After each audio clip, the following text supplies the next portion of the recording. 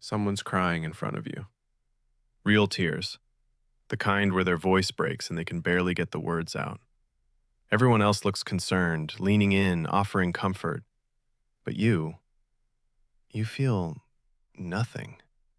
Not sadness, not discomfort, just blank. You're nodding, maybe saying, "I'm so sorry."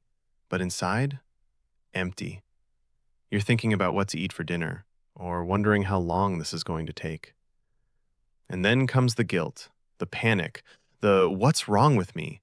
Because you know you're supposed to feel something, but you just don't. Here's the thing. There's actually a psychology behind why some people feel nothing when others cry, and it's not what you think. First, there's the emotional spectator. This person watches emotions like a documentary. They see someone crying. They understand that person is sad. They can even explain why, but they don't actually feel it.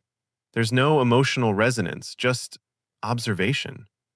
You're running a diagnostic, but you're not feeling their pain. You're cataloging it. Psychologically, this is often a defense mechanism from childhood.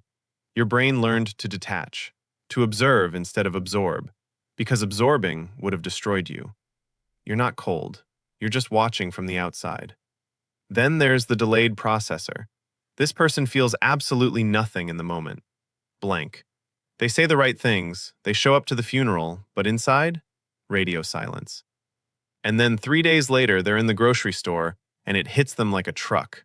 They start sobbing in the cereal aisle. Because their brain finally processed it.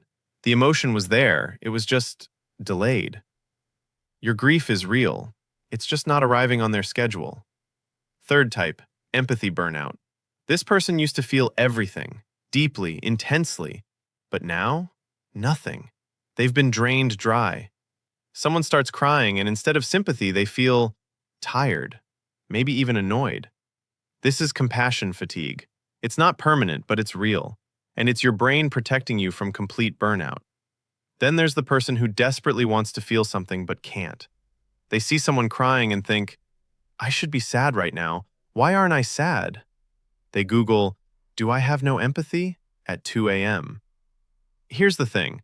There's a difference between cognitive empathy and affective empathy. You can care about someone deeply and still not feel their sadness in your body. That doesn't make you a sociopath. It makes you human with a different emotional wiring.